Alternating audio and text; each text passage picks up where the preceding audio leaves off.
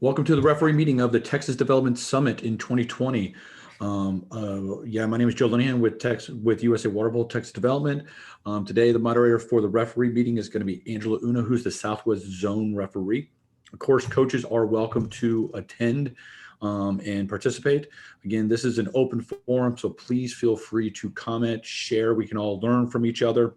I did put in the chat that like the meeting agendas. So please feel free to just kind of look at that and click on that link in the chat. Again, this is just going to be, we're not deciding on stuff today, but this is just an open forum to discuss the various issues that we don't have time to discuss at at a tournament, with a rush conversation here or there. So I'm now gonna hand it over to to Angela. Please let me know if you have any questions. I will be monitoring the chat for you. Awesome. Thanks, Joe. I also wanted to give a big shout out to the referees. I hear we were one of the bigger groups that registered for this summit. So I'm really excited that y'all are all here and that we get to have a conversation. The first thing we're going to be talking about are in relation to COVID regulations on pool decks. I know that I've had a couple conversations with various referees about COVID and how we're handling it from the referee perspective. But I wanted to make sure that we could all have that conversation together instead of just on one-on-one. So what I'm doing is, I already posted this earlier, but I'm posting both guidelines from the Central Texas Festival as well as the Texas Challenge Cup so that y'all can kind of remind yourself of what those safety guidelines were. And I would just like to have a conversation about what you think worked, what you think didn't work, some unforeseen challenges that you didn't think about. So yeah, I'll open up the floor to anyone who had thoughts on that.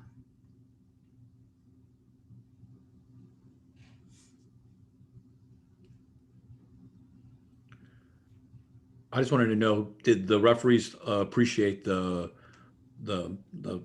referees designated kind of areas? We try to give them at both the tournaments a place where only the referees would go, so they would have the limited kind of the interaction. Okay, as having been able to referee the one in Austin, I think the issue mostly had to deal with keeping the kids separated how they needed to be separated, the teams needing to be separated. There was a lot of cross activity that happened that in the one sense actually breaks the rules, but in another sense is almost, you can't, it's almost impossible. I like the idea of the referees having their own area. I mean, the real key, I think, along with this is basically the social distancing. The masks, yes, they're going to need to keep the masks, but the social distancing sometimes is the way I'm seeing it. If you're 6 feet apart from somebody, you don't have to have a mask on to talk to them. That's part of the social distancing, and that's how I've been seeing it. But keeping them separate is a difficult thing to do in the water with and we had some parents that were around there, and then trying to monitor all that. As a referee, I mean, if we have to, it's difficult for us to have to monitor that and be able to call a game and keep all that stuff all together. Okay, probably I think the host a lot of times needs to kind of step in and take care of that part of the protocols. So the referees can basically concentrate on the game rather than be the one that's actually running the whole show. And the one in Austin I thought was done very well. We had a couple of issues that came up with the parents kind of getting involved in the games and in places where they shouldn't have been. But it wasn't something that we couldn't handle with the other referees that were kind of standing around not doing anything, just kind of step over there and with their lights on, and kind of a little intimidating to some of the parents when you go, maybe you shouldn't be here. And I didn't even really have to say anything. Are you talking as far as monitoring the masks, or are you talking more of just monitoring just crowd control in general? I think more along with the crowd control. The masks weren't really an issue, but when you've got people just moving all over the place, you got one game over, another game coming on, and stuff like that. That transition is going to be site specific, and it is kind of hard to monitor it. And in one sense, for the referees to be the ones that have to monitor that, I don't think that that should necessarily be our place. I think it should be the host's place to monitor that, and the referees just concentrate on the games. That's my 2 cents for whatever it's worth. But I did find myself having to just kind of show up in certain areas to kind of move people along. And, you know, and I think as referees, we can do that, but to take responsibility of that is kind of puts us in an awkward situation. Does that make sense?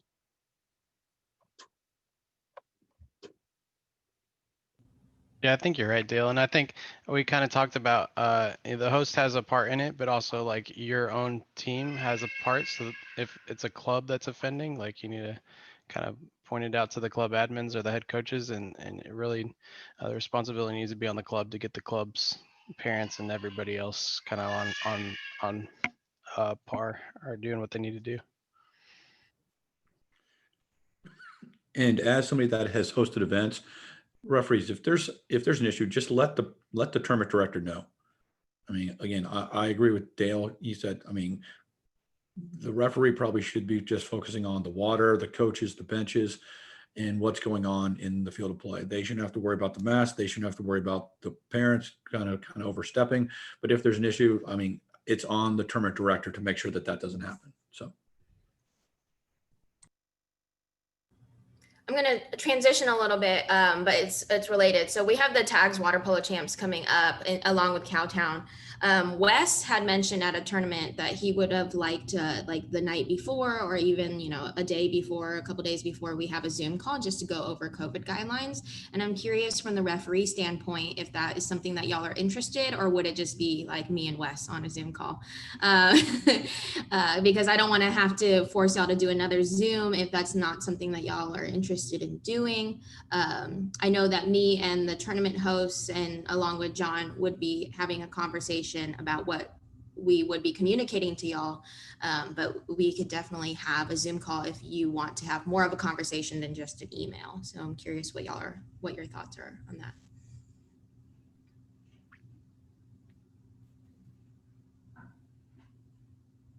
Maybe what could happen on that is get an invite. You know, we'd like to have a Zoom meeting with the hosts and those who need to be in there, so that they go through a couple of protocols and see what kind of participation you get on that. You know, going over to Austin and not really knowing what we had to do. It wasn't really a big deal, you know, because a few minutes with the host and we figured out, okay, this is what you wanted, you know, this is what you're wanting to do, and then go from there. Not to go against a Zoom meeting, but you know, if it was to be one, make it short and sweet, you know, because there's not really a whole lot. We've already got the major rules. We just need to go over the site specific rules, and you know, that can be done in relatively few minutes.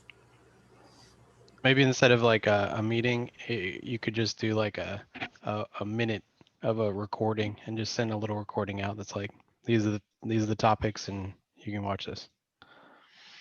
Angela, maybe something to consider is if you have a few new referees, that might be more important than if most of them are more experienced. For the most experienced guys like Dale, yeah, that might not be worth it. But for me, for the first tournament that I did, that would be very helpful. So you can split that into, if you have a whole bunch of new referees, maybe that might be worth it. And Davey, you did a good job. Appreciate. Thank you, Dale. And there was a comment from Charles: the referee meeting prior to event is always good. Clear understanding of our duties is necessary, and prior to the event is good. That was in the chat from Charles.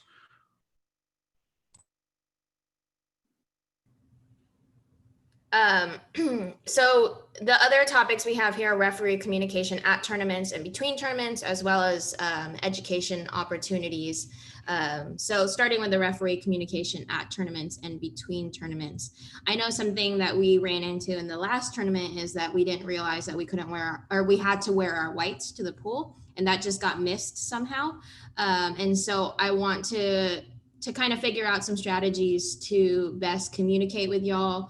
I know that I can send out a lot of emails and that can be daunting. Text messages, I can totally do that, but I'm just wondering what works for y'all and how much do you want? Like, I can always over communicate, and that's kind of my default.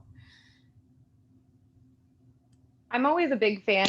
Sorry, I'm always a big fan of like remind. If you like find out something like that very last minute, or even just something that's super important for people to remember, I think that being on remind, because you can always like kind of pull yourself out of that group that you're a part of. So if people want to sign up for it and receive those notifications, then they can. And then whenever they decide like if they're going to step out of the referee realm, they can kind of unsign up themselves, you know.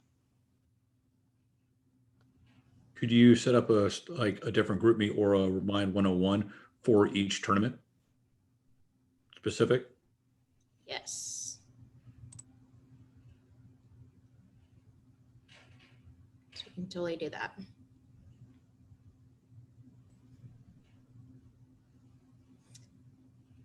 Any other thoughts on communication?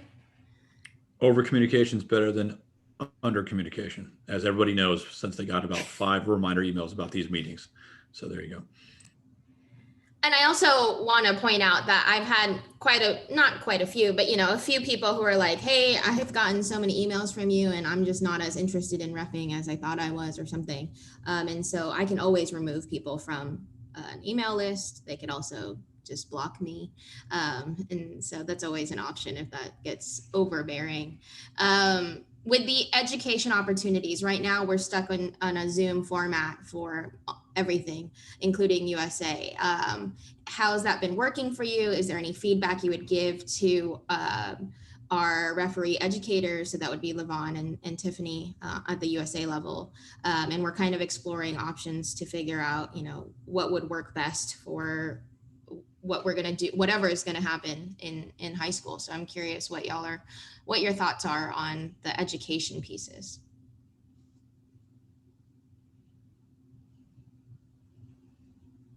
I think we're having trouble hearing you.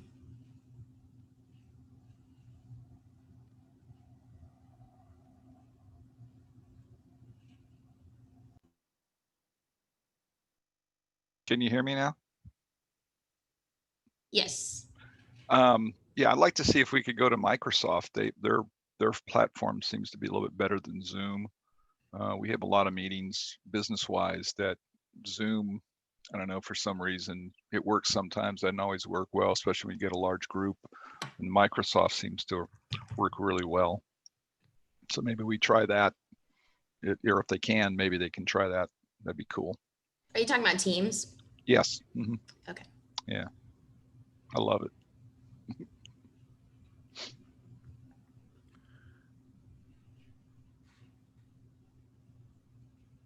There was somebody in the chat that said, I've attended 2 Zoom referee meetings and found them both to be very beneficial.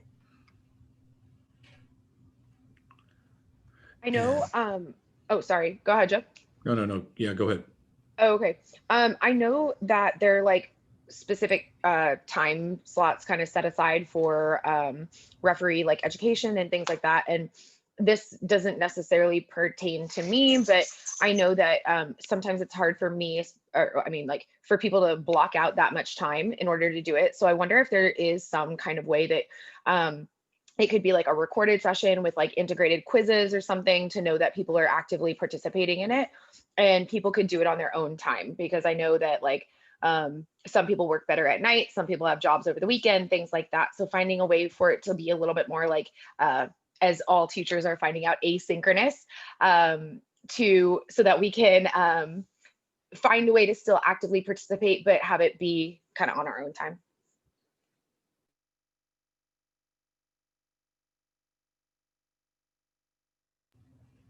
I know the CWPA had already kind of gone on that model. They have videos on their website that you can access at any point. I don't think it doesn't count for anything. It doesn't count for, you know, your requirements to be able to ref. But I think if that's something that we're interested in the zone, that's something that we can use the CWPA website. We can use, you know, all the videos that we have access to if people just want practice with that. Obviously, we're moving towards having the watch parties and having just a referee education series. And so hopefully that will help, just having lots of options. Something that I've really appreciated from USA is that they've been doing the monthly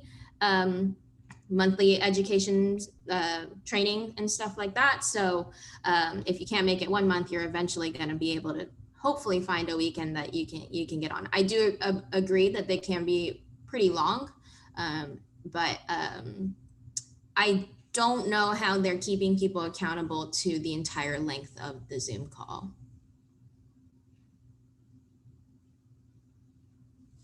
Any other thoughts about the first section that we're running into?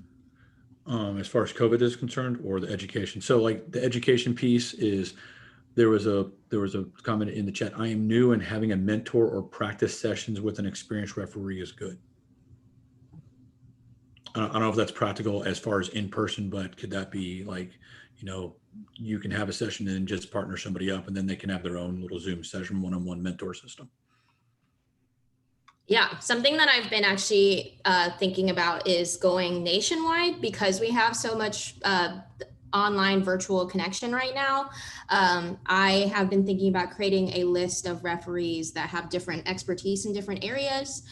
So having mentors, so like off the top of my head, I know Tiffany Spirito Santo is really good with the arbiter. So then like if somebody is an assigner and needed mentorship in arbiter, then I would connect you to. Or if I think about, you know, another referee who's just really good at game management, and that's something that you've been struggling with, I'd like to pair you up and just have conversations about how they do game management really well. And so it's something that I've been thinking about, but for sure, that's a great idea to just have mentors, and also obviously having mentors on the local level. Every tournament I try to let our veteran referees know, like, hey, we have a new referee coming in, and I want you to make sure that you're having conversations constantly on the deck with them, and just checking in with them, making sure that they feel comfortable, and not just, you know, trying to let them survive, but actually helping them thrive as referees. So, yeah. Yeah. So there was a comment in the chat. Is I have been through the education Zooms, but I'm struggling to take the next step and actually get on the side of the pool. Some suggestions would be great. And there's a couple comments to that, like kind of potentially contact a local club for scrimmages. But I would definitely say contact your local kind of head referee. You can contact Angela at auno@usawaterpolo.org, and she can maybe kind of put you in touch with the local clubs, or kind of get you on the pool deck at a developmental level. And I think that mentor program is something that can really work. So. And one of our biggest problems is sometimes I'm not aware that you might have signed up for arbiter, but there's an extra step that I actually have to like call the national referee manager to put you on our zone. For some reason, they just made it a little bit difficult for us. So once you sign up for arbiter, you have to let me know so I can do that extra step for you. And then if you're not signed up on arbiter, unfortunately, a lot of our assignment emails go through arbiter. And so if you're not on there, you won't get them, which is why there's a major misstep there of why you might not be receiving, you know, any requests for referees. I try to send it out to my list. But then we run into the issue of sometimes I'm sending out USA Water Polo referee requests to people who aren't USA Water Polo registered, and trying to figure all that out. So if you could let me know directly that you're not receiving, if you are realizing that you have never received a request for referees, that's the issue. A question in the chat is, what is the group number in arbiter? I have never, we go through the USA Water Polo website to get you onto arbiter. I'll send out that PowerPoint one more time. It goes step by step. And then once you get on there, you have to, again, let me know so that we can get you on there. There's no way to override it on my end, and there's no way for you to override it. I've tried with several referees over and over again, but it's just something that I have to call the national office for. So. And Taylor Cox from the Southside Honey Badgers in Houston, as they are actually scrimmaging on the weekends. I think they're the only location that I know of right now that are actually scrimmaging in Houston. They said that they'd love to have kind of new referees. So if you're in the Houston area, please reach out to the Southside group. Taylor, kind of what is the email address for Southside? It's southsidewpc@gmail.com. And if you just reach out to us and say that you would like to ref any of the scrimmages or anything like that, we'll try to send out an email if possible to let people know if and when we're scrimmaging. I also know that Hops Water Polo is always looking for people to kind of referee, which you may be getting a little bit more vocal athletes out of that one, but that's always a good way to go in there and also be able to referee as well. And they use the same shack location as us. Yeah. Thank you, Taylor, for that. And to answer a question earlier, Peng from the Rio Grande Valley actually put in the arbiter number in the chat. So it's USAWPR number 105053. So that's in the chat. So thank you so much, Peng, for putting that in. And there was another question in the chat earlier. What is the minimum age to be able to referee? I would say no younger than 15, 16. It just gets really hard to assign if you're not over the age of 14 and unders and 12 and unders. And also it's just kind of, we're throwing you into a line of fire. So I don't really feel comfortable throwing a 14-year-old into a reffing position. I think 16 we can assign, but it makes it really difficult for us. You're probably going to be stuck with local level tournaments. We're probably not going to be assigning you to any major USA statewide tournaments yet. It's obviously case by case, and we'll see where referees are at that age. But yeah.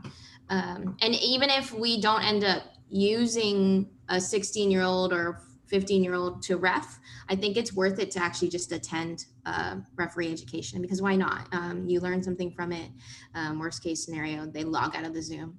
It's monthly, so anyone can join. Any other thoughts? Yeah, I just got a question. I was going to write it down, but since I'm on here. Okay, so when you have your newer referees go in and they are able to do a few games under their belt, is there a requirement on how they log that in so that you know that they've spent some time on deck, or USA Water Polo knows that they've spent time on deck to fulfill some of their requirements? And, kind of like, who does that? Because we we are able to see who we assign and who we pair them with. We're able to just keep track of it on our own, and our numbers are small enough that we know who's new and what we need to do, what their requirements are. Unfortunately, it's not streamlined perfectly. Like, there's no standardization of like how we log it in to USA Water Polo, but I'm working on some kind of system, at least on our end, definitely not at the USA Water Polo level. Well, I think I'm more talking about the game days where you don't really assign any referees for the game days. Oh, you're talking about for local. Yeah.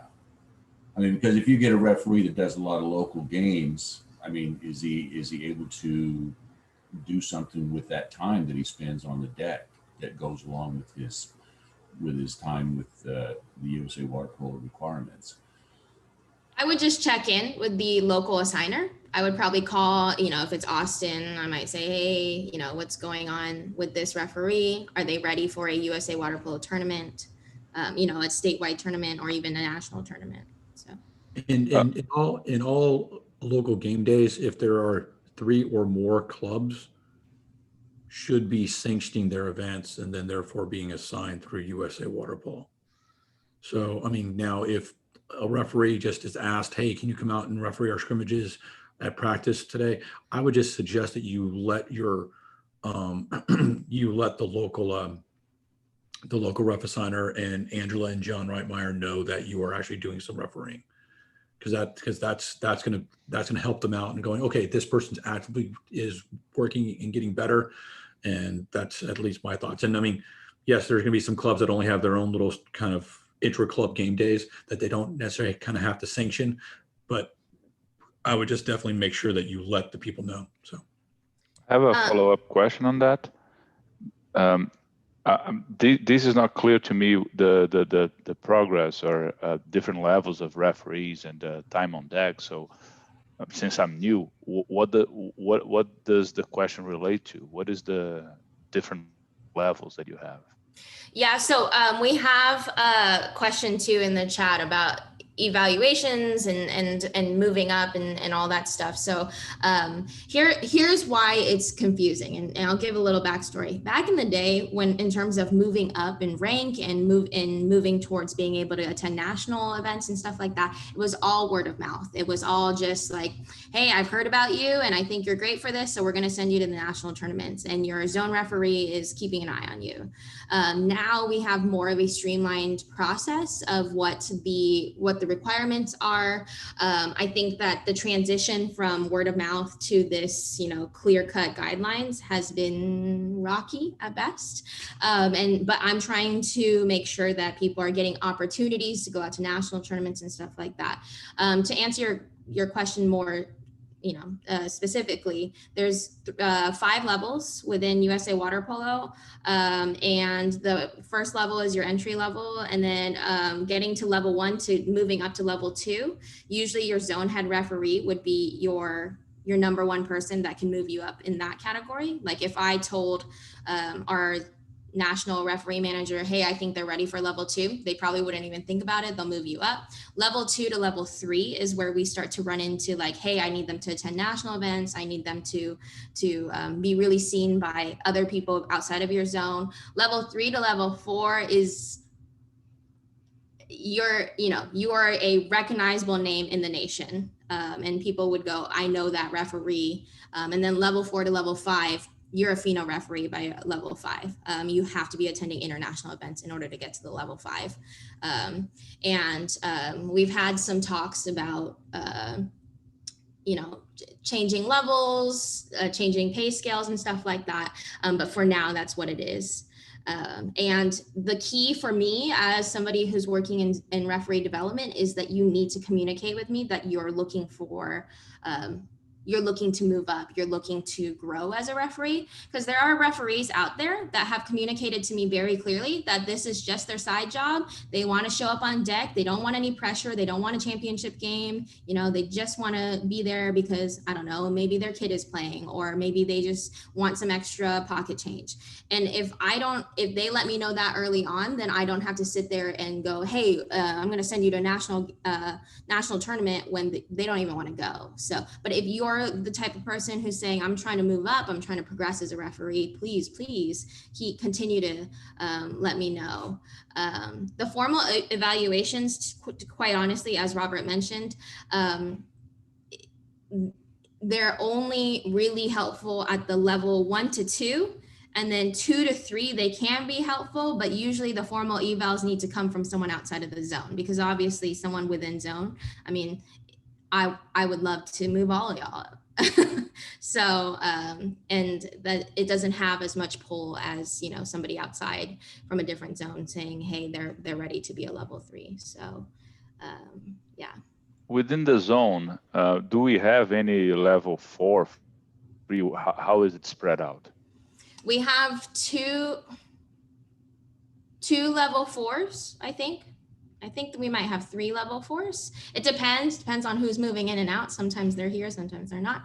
And then we have a majority level 2 and then some level 3s.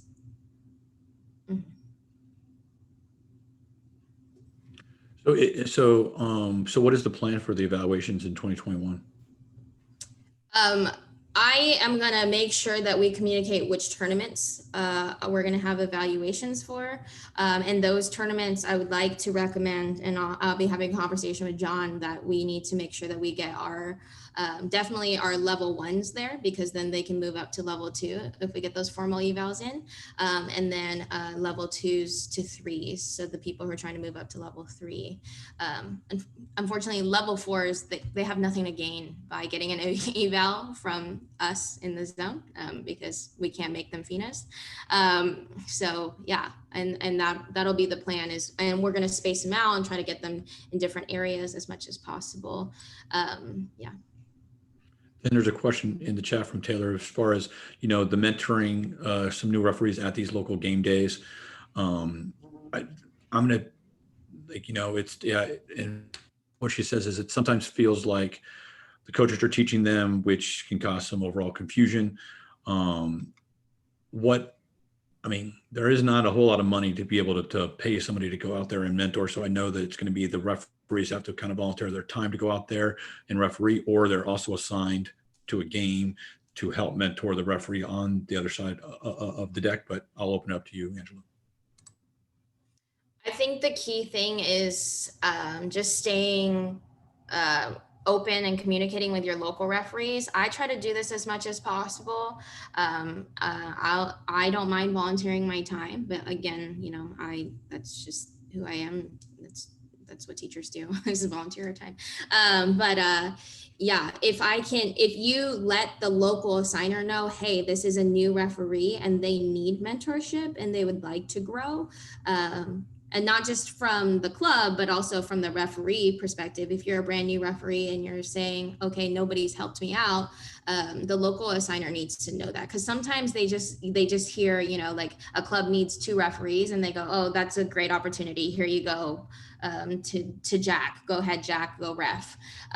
When Jack needs to communicate to that referee, hey, I'm like literally brand new and I have no idea what I'm doing, and I need you to come over here and tell me how to hold my hand up or start a game or do a yellow card.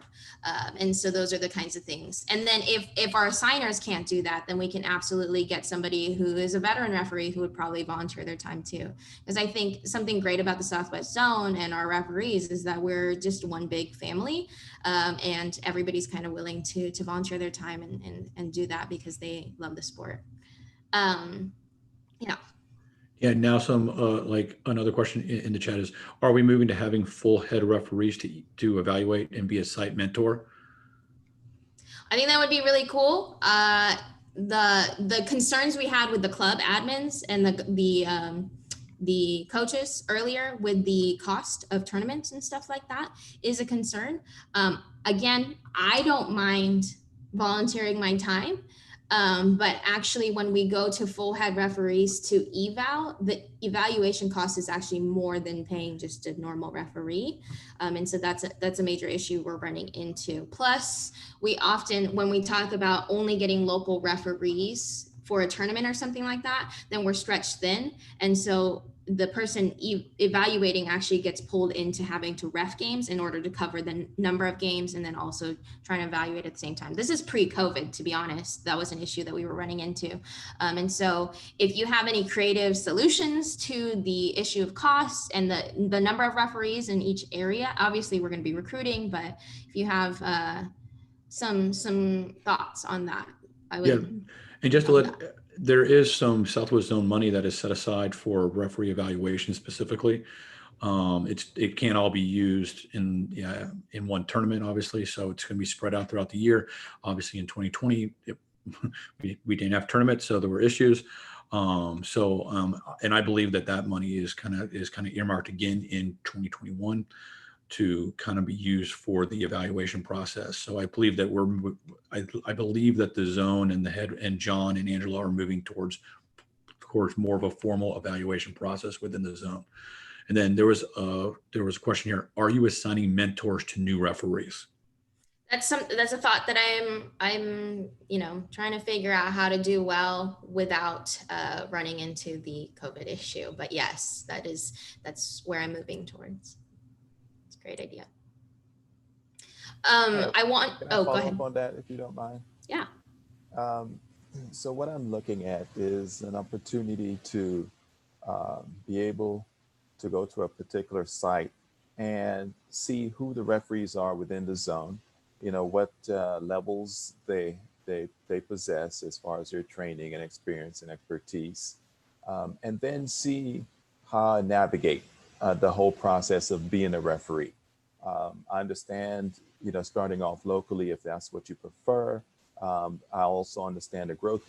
I believe I understand the growth process of being able to go to Houston, Dallas, or some of these other areas within the zone, so that you build relationships with the coaches and the administrators and that sort of thing, and you get that type of exposure.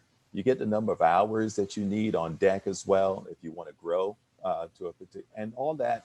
I believe if it's spelled out in a particular way, that would be most helpful, along with having a mentor to communicate and say, okay, hey, Gabe, have you done this yet? Or Gabe, you probably, if you're interested, this would be a good opportunity for you. Have that type of conversation so that we can navigate the training for a referee. Now, I agree with COVID going on. I'm a bit reluctant to getting into an environment where there is a lot of people and I don't feel safe. And so I am very leery about that because of my medical condition as to when I go out and get into a particular setting. But I like the chat so far and the discussion that we're having about how to organize and formulate a process where everyone can embrace and know where we're headed and how to achieve your personal goals and of growth. Yeah, absolutely. I think what I'm hearing from this conversation is that we just need more of a standardization of what's going on. It's just been, the word of mouth and just so not transparent.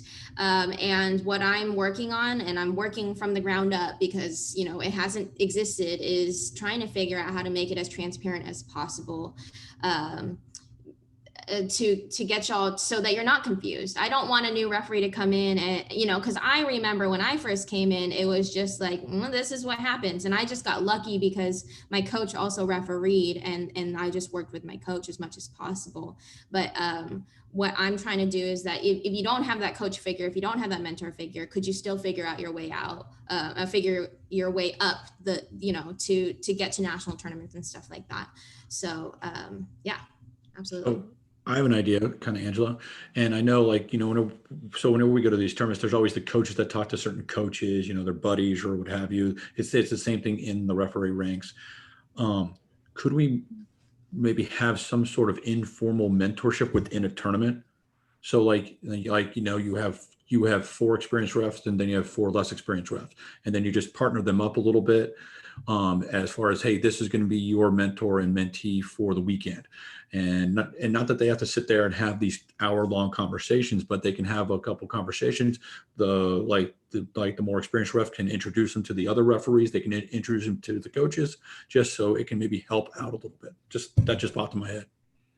Yeah, and that's something that I've been able to do because I assign the local areas. I've been really thankful for people like Wes and Mitch and Leo who are able to jump in, and I tell them, hey, there's a new referee coming in and I need you to have a conversation with them and just really walk through the process. But it is something that I need to communicate with John a little bit more so that I can get those assignments early and figure out who would be good mentors for each other. And so, yeah, I think that's a great idea. That I just, we need more of that communication. But just my 2 cents, that's sort of happening already, Joe, because my first tournament when I was reffing, the more experienced referees welcomed me with and guided me through. So informally, that's it from my perspective is happening already. Oh, and I already know that it's working. I'm just saying maybe make more of a formal thing, like put people together on a consistent basis each tournament.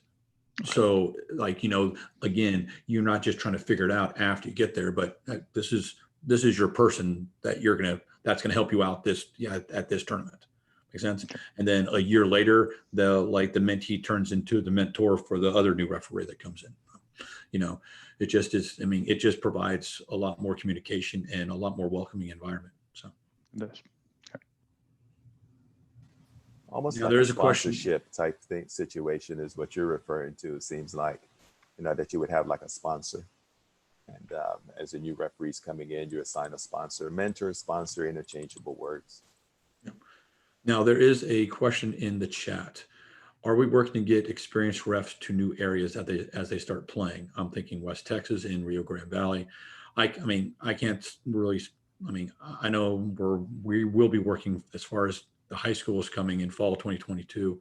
I do know Peng Lu is down in the Laredo area and the Rio Grande Valley and McAllen, and he's done a great job down there as far as the recruiting of referees and the education of referees. I mean, I think we had 10, 12 kind of high school referees there this past spring.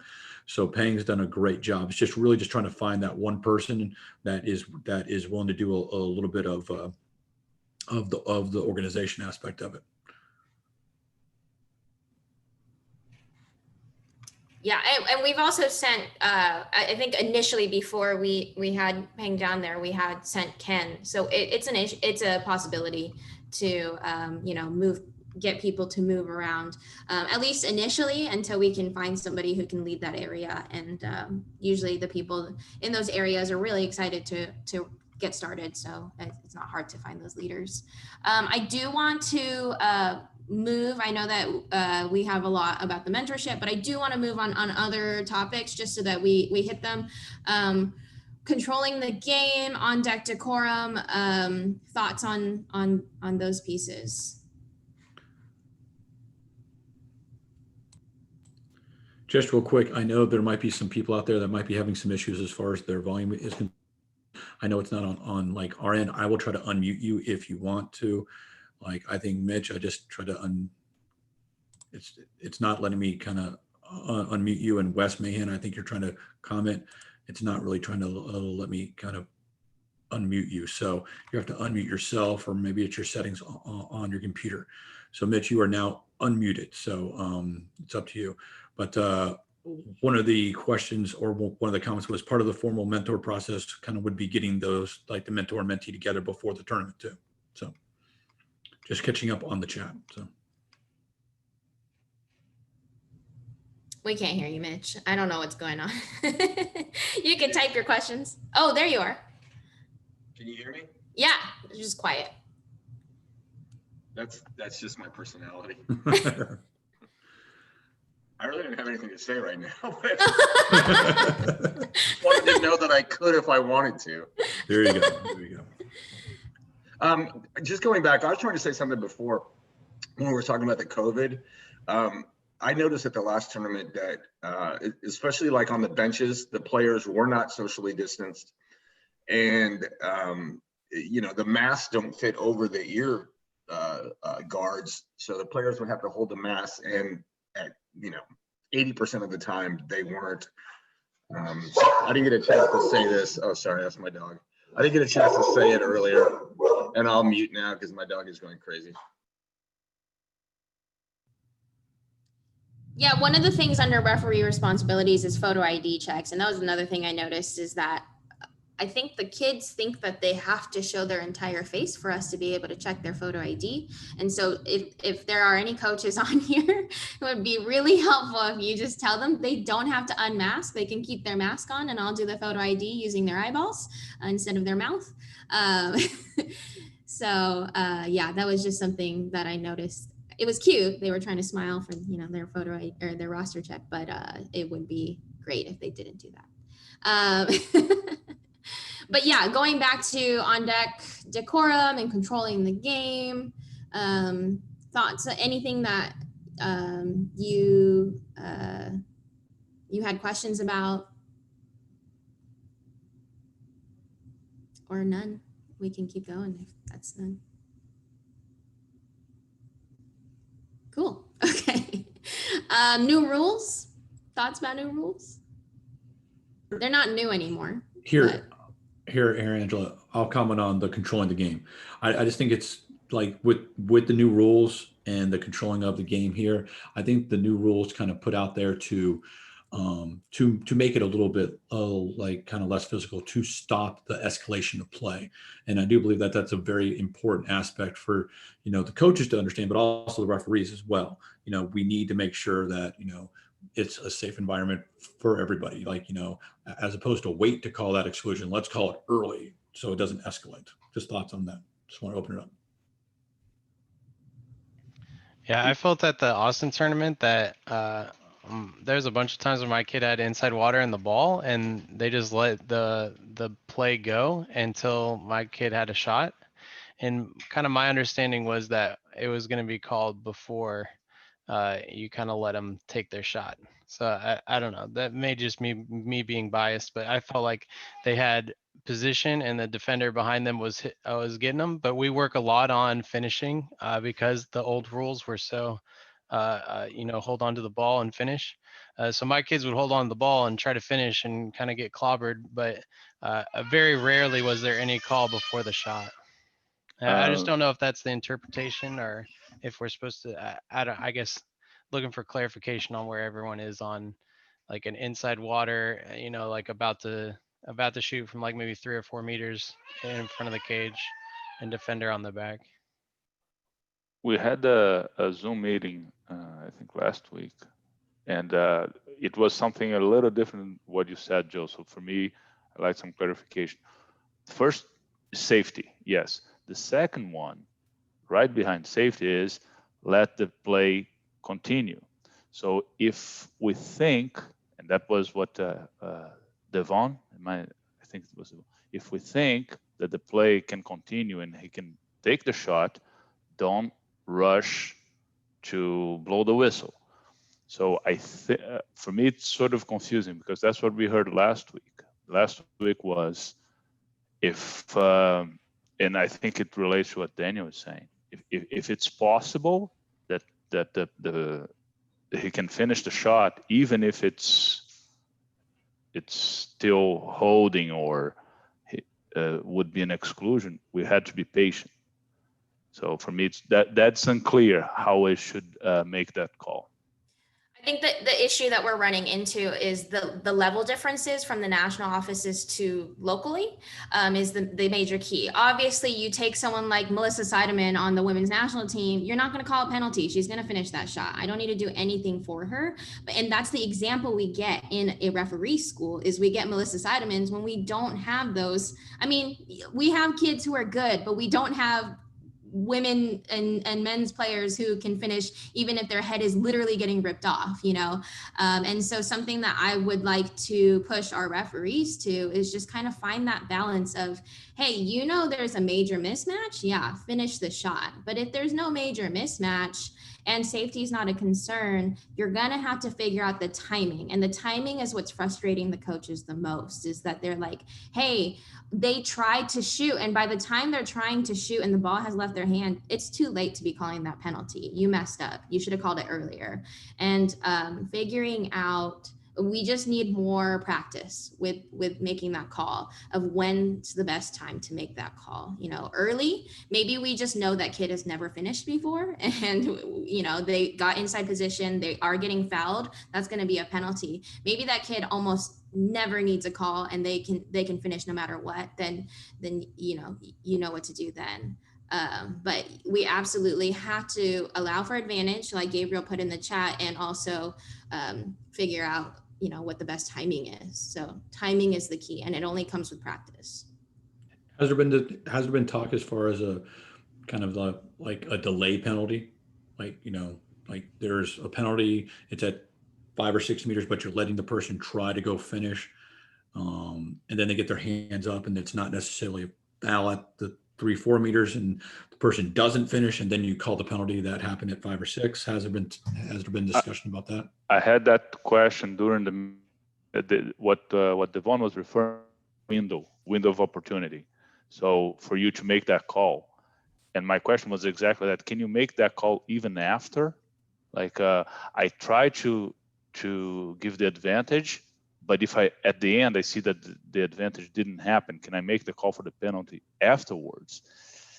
And the answer was, it doesn't look good. You can, but it doesn't look good, because then the goalie already has the ball, and then you're calling a penalty when the play's over. So what we heard is it's possible, but should be avoided. So you have to make the call before the play finished. It's sort of what he was referring to, window of opportunity. It's very short there. So we have to figure out how to do it. That's what I understand. And Daniel, if you guys can hear me, what I'm always looking for is your player to at least try to finish. I want your player, once he gets that position, to actually try to score. And if he can't, if he's obstructed, I'm going to give him the call. But sometimes I see players just turn and, they do nothing, just wanting the call. So I'm always looking for someone who's actually trying to put the ball away, and they're going to get the call. I'm also oh, go ahead, Gabriel. I just wanted to say that because some of my players have also made a comment, just because you're big and you're a type of player that's going to get that inside, make that move and get that inside water, it does not give the defender the right to just aggressively foul you each and every time. And so we need to be able to also identify those players, those defenders who are just being overly aggressive. I know, yes, that you can possibly finish this, but at the same token, because of safety, if I identify there's a defender that knows this guy, he can't defend this guy, but he just wants to foul him anyway. That's not good. That's not fair. And so we need to make those calls as well. Yeah, and if I didn't make that clear, safety is always our number one concern. I've pulled the ball out of the goal because they chopped their head. And I know that the team on offense probably would have been mad because they scored and I still took the ball out, but I still feel like they need that foul against them on the books, as opposed to, you lose the goal. And I know it's unfortunate, but sometimes you have to make that weird call where you take away their goal in order to penalize the defense. I don't know. Maybe I'm wrong on that. Maybe coaches really hate that. But I would much rather make that call for chopping than to allow the goal. I agree with you. I think if someone is from behind and they're dead and they're trying to foul because they know they're dead, I think we have to call that immediately, because otherwise, not only is the offensive player at risk of getting hurt, but the defensive player is at risk of getting hurt on some kind of retaliation for get off of me. So if that's the case, Gabe, you were talking about, I think we make that call right away. Can you guys hear me? Yes. As a coach, I got to tell you, I'd rather you just call what you see. That way you control the game ahead of time. You don't let it get to that point where there's a retaliation for the hard foul that didn't get called. If the guy gets inside water and earns inside water and the ball comes in and the guy doesn't have his hands straight up, call it. And he doesn't get the opportunity to finish, but me as a coach, that's what I work on in practice. So that way, when they get into the game, they don't have to worry about it. If it doesn't get called, they're able to finish. But more importantly, you're there to call what you see, and then you don't get any escalating tension. I think we have a major tension between the coaches wanting that immediate call. I know that there was all that hoopla over the summer about, the percentages and, how much higher the percentage is to get a natural goal versus a penalty shot and all those things. It's just not being communicated from the national level that, obviously safety aside, this is completely aside from safety, but that weighting, that advantage is key. I know at ODP, when the first time that we used the new rules, I think I called a penalty like 10 possessions in a row. And then I got an evaluation that was like, hey, you need to relax. And I was like, it's clearly a penalty. It's a penalty every time. But they're like, you have to allow for them to finish, especially at a level like ODP, where what they're trying to do is show off and show the coaches, the national coaches, that they can make it at the higher levels. And so I think at the local level, it's totally okay to be quick on those penalties. But if you're starting to go out to those as a referee, going out to those national tournaments and getting looked at, if you make those calls that quick, they're not going to give you a favorable rating. And so that's just something to be aware of. Just to add a little bit from the referee perspective, if you make the call and the guy shoots and scores, you're kind of frustrated because you're like, oh man, I should have allowed.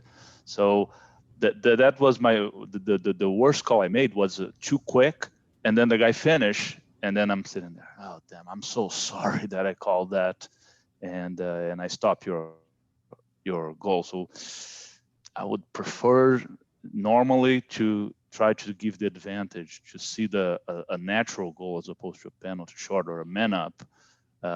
If I don't see it, if I see that he still has the advantage. So it's sort of frustrating to make that call and then at the end see the goal being scored and you interfere with For that. me as a coach, though, it's more frustrating for my guy to earn the position, not get the call, and then miss the shot because he's being put underwater, and then the defender doesn't even get the penalty, you know? At least if he misses, you know, we get the 6-on-5 and miss, or we get the 5 meter and miss, the guy still gets the one exclusion of his 3 put on as important in the long-term play. Yeah, I agree with that too. I mean, it sucks that when you score and the ref kind of takes the ball, but you still gain, like you're still on a 6-on-5 or a penalty. It's not going back to equal. As opposed to, yeah, I feel like if the guy just claws up your back and you take a shot and you miss, then there's nothing that the defender did wrong, like kind of rules wise, and he's just gonna do it again, and I might miss again. I think the biggest thing as like a coach that we're all looking for is consistency, right? Like if you're gonna focus on a specific thing during a tournament, we want all the referees to all be focusing on that specific rule, right? If it's whether it's inside water, whether it's like watching for those overly aggressive fouls on the perimeter, you name it. Just making sure, like I said, it's consistent across the board with the referees. And Angela, you and John are having those meetings with the referees at the beginning of the tournament, saying, hey, this is what we're really like honing in on this weekend. Like you don't even need to necessarily make it clear for us as coaches what you're honing in on, but the ability for us as coaches to know and recognize what y'all are looking for so that we can adjust our play as well is kind of, I think, just something that's going to help improve us as a zone, is that there's consistency with the refereeing across whoever you get at a tournament or at a pool. And I think we also make that, the way that we communicate too is how we signal after a call. I think the most important signals are actually when you don't whistle. And that's something that I've been trying to push people to do, is just making signals of what you're calling and why you're calling, because I think even when you don't whistle, you're making a call, and you're making a bigger call, I think, when you don't whistle. And if you're not communicating why you chose not to whistle, then that's what frustrates the coaches. The coaches are always like, what do you mean? And if you leave them with the question mark over their head, then that's what makes them so angry. But we are running out of time. The last thing.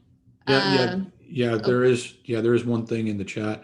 Just before we get there, I can't believe that Angela used the term chopping, and it should be striking, correct? So there you go. And I knew you were going to get one dig in. Yes, I have to. And there was a question in the chat. When will the Southwest Zone adopt the 20-second clock? The Southwest Zone does not adopt rules. It's USA Water Polo that adopts the rules. And the USA Water Polo rules for anything below, like the ODP and in the national teams, they've chosen not to adopt the 20-second clock. That's more for, and for those that don't know, the 20-second clock for FINA, it will reset from instead of resetting to 30, it'll reset to 20 during after a corner throw and after a 6-on-5. If the shot clock is already below 20, if it's above 20, it will not reset. So we have chosen not to do that. The high school teams have chosen not to do that, and the college rules of basketball chosen not to use the 20-second reset. So I don't think that's going to happen anytime soon, to answer that question. Now back to you, Angela. Sorry. I wanted to go to best practices. The one that I wanted to hone in on is how to use headsets. I have noticed that some people really like the headsets, and some people abuse the headsets, and then some people just don't use them at all. And so I wanted to kind of streamline in this conversation what the best way to use headsets would be. Because some people, just have full-on conversations and are just singing to themselves, and some people just really do really well with it. So what are your thoughts on best practices with the headsets? Because we have them pretty much in every zone now. Meaning kind of every zone, like you mean every region of our zone? Every region, thank you, yeah. Well, also every zone now, to be honest, but yeah. Sorry, Wes, I don't think we can hear you, but we can hear Mitch. I love the headsets. Especially if we're on the opposite sides. Some pools we're on the same side. I don't really see the use for the headsets in that one, but when we're on opposite sides, I think the headsets, really have helped the referees a lot. We make it real clear, at least I do, and Angela and Leo. Hey, I've got this. Move down, move up. I think it helps us with our coverage, and really focuses on making sure that we're trying to see as much of the pool as we want to, instead of the ball being in some kind of area of the pool where maybe both refs are looking at 2 players, and there's 10 others out there that are, no one's watching. So I'm a big fan.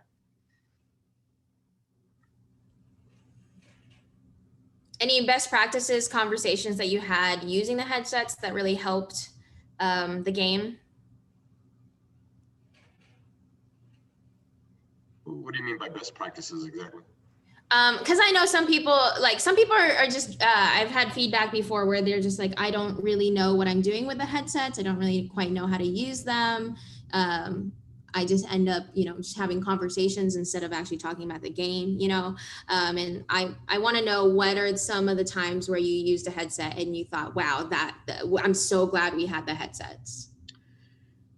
Well, at the States a couple of years ago, it was great because, not only was the pool big, it had the lane lines. So, Leo and I, or whoever I was referencing, were far apart. Sometimes some people can talk too much on the headset. And, there are a couple of refs that I ref with that sometimes it can almost be a little annoying, but it's just a matter of, hey, just let's, especially when you have an experienced ref, like Angela, I don't have to tell you where to look every time down the pool.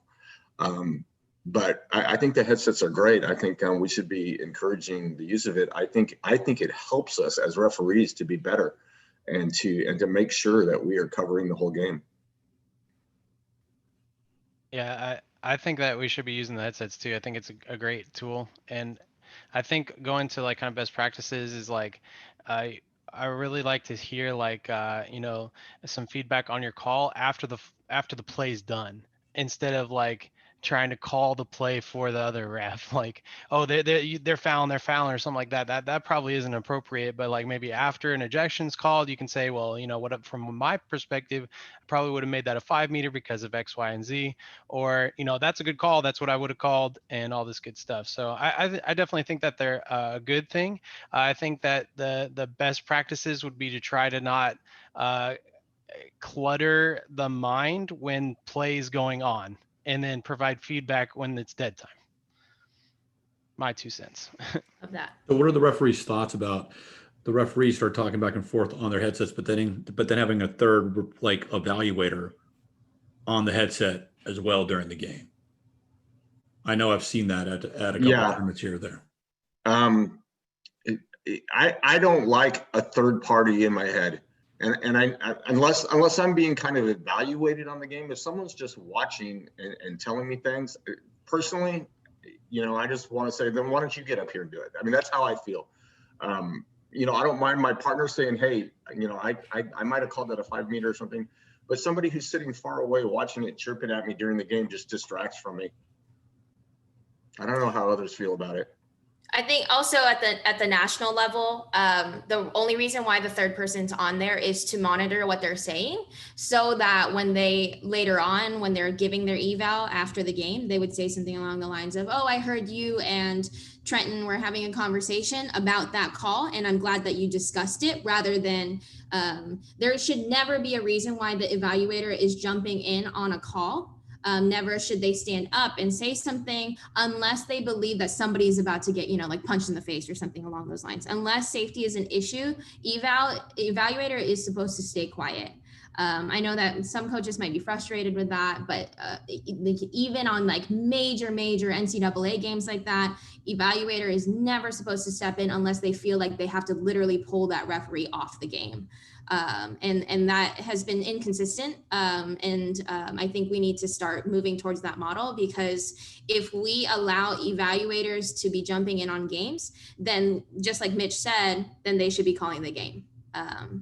So yeah. I mean, I completely agree with what y'all are saying. I know that, like Mitch said, at State a couple years ago, like we had those headsets, they worked out really well and things like that. But there are times where if you have like a third and or fourth party who's in on the evaluation or in on the headsets, it is kind of frustrating, because you feel like you're constantly second guessing yourself instead of staying engaged in the game. And you're wondering, okay, do my peers really think that I'm capable of reffing this game, because they're trying to give me all this feedback while I'm making these calls? And then now I think that maybe I'm not as good as I think I am, or maybe I need to be adjusting the way I'm calling this game, because my peers or my evaluators think that I'm not doing as good of a job as what they would be doing. So like you said, I think just making sure that they maintain that that kind of quiet period and should not be having their mic on while you're in the middle of a game, and then giving feedback during dead time, not even just during like half times or quarter breaks either, because you don't want to adjust the way you're refereeing from first quarter to second quarter because somebody gave you something in the interim, you know.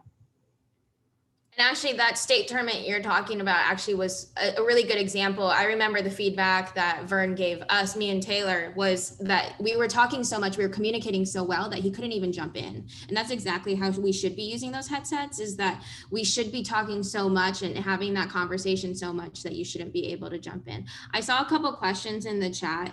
Kind of Wes Meehan just commented that just being able to talk across the pool. He also likes, whenever like the more experienced ref lets the junior referee kind of let them know how great they are. That's a little sarcastic comment from Wes. Thank you. And as far as the third party, as far as the headsets, that was it. We had some other questions. So one was just kind of getting on the same page as far as, kind of what is inside water and what's not inside water. And then Richard Smith asked, are we going to start using electric whistles to remain masked going forward? That was a great question. Richard, I actually suggested that for the first tournament, and then I realized those whistles are too quiet. They will not work in an indoor pool, and then they definitely won't work in an outdoor pool either. So I really like those electronic whistles, but they just won't work. Wes has experience using those electronic whistles, and he was like, I hate them. So yeah. I do know that we did specifically put some rules in place for the Central Texas Festival where coaches could only approach the referees during dead time, quote unquote dead time. That's not really a term now, but after a goal, during timeouts, just so we didn't have that masked to unmasked kind of so like, and then if a coach kind of did approach, the referee could kind of take their eyes off the water and put up their mask and have a good communication with that referee as needed. So and that, I think that continued at the Texas Challenge Cup, and that'll continue moving forward until we move past this whole situation. Any other final thoughts, questions before I turn it back over to Joe? Awesome. Thanks, y'all. Thank you so much, kind of Angela.